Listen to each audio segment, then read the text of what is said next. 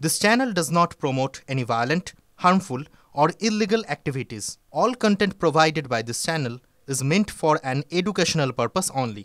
Top quality और consistent performance के लिए सिर्फ सिल्वर पंप नाम याद रखना। প্রয়াত সঙ্গীত শিল্পী প্রতুল মুখোপাধ্যায় অসুস্থ শিল্পী ভর্তি ছিলেন এসএসকেএমে।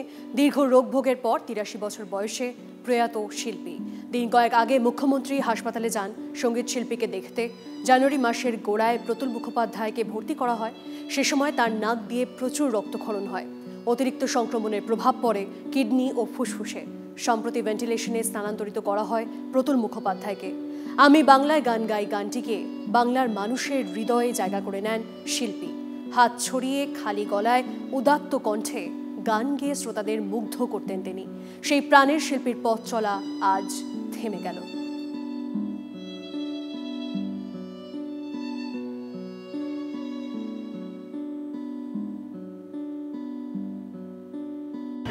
আমি মাননীয় মন্ত্রী ইন্দ্রনীল সেন এবং আমাদের সাংসদ ইন্দ্রনীল সেন এবং দোলা সেন আমরা সকলে এসেছি তার নির্দেশে।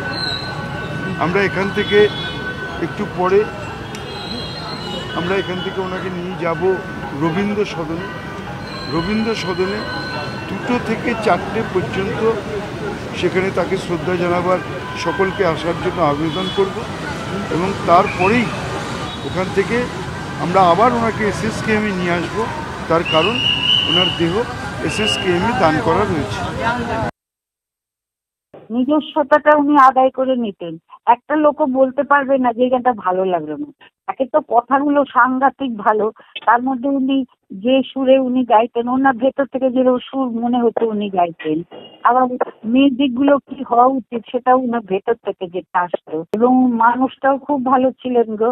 এখন তো ভালো মানুষের খুব অভাব হয়ে যাচ্ছে, সেটা আমার এখন বয়স হয়েছে তো আমার মনে হয় যে এনাদের সঙ্গটা আমি খুব এনজয় করতাম। যাই হোক, কি আর করা যাবে।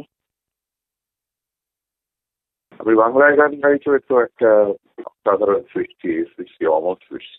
যতদিন বাংলা ভাষা পিছিয়ে থাকলে ততদিন ধরে আমি বাংলায় গান গাই। এরকম ভাবে বাংলাকে সেলিব্রেট করার আর কোনো গান এই মুহূর্তে পৃথিবীতে কোনো বাঙালি তৈরি করেছেন বলে মনে হয়। প্রকৃত যশা একজন শিল্পী যিনি চলে গেলেন, তার সৃষ্টি আমাদের মধ্যে থাকবে সবসময়। প্রতুল মুখোপাধ্যায় এমন একটা নাম, এমন একজন শিল্পী যিনি সারা জীবন অমর হয়ে থাকবেন তার গানের মধ্যে দিয়ে। আজকে উনি চলে গেলেন হয়তো আমাদের ছেড়ে, কিন্তু যে সৃষ্টিগুলো রেখে গেলেন আর কি, সেগুলো যতবার আমরা শুনবো বারবার শুনবো। ওই কণ্ঠস্বর, ওই গায়কী এবং ওই গান বাঁধার ক্ষমতা, সেটা খুব বড় দক্ষতার জায়গা। উনি একজন ইউনিক শিল্পী ছিলেন, মানে কারোর মতন না। উনি একজন নিজের মতন স্বতন্ত্র একজন শিল্পী ছিলেন এবং আমার সশ্রদ্ধ প্রণাম।